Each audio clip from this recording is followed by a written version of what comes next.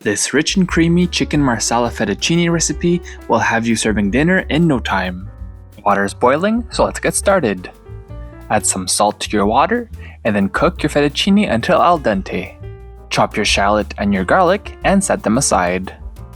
Place your cubed chicken into a large bowl, sprinkle with flour, and then toss them to coat.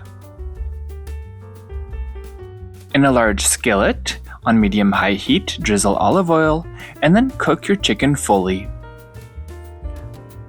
Once fully cooked, place into a bowl and set aside. Deglaze the skillet with the chicken stock and then scrape off all that delicious flavor from the skillet.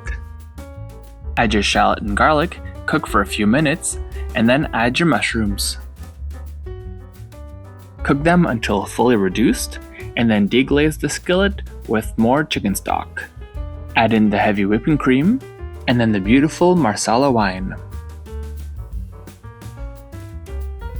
Add it to the pan, and stir everything together and bring to a simmer.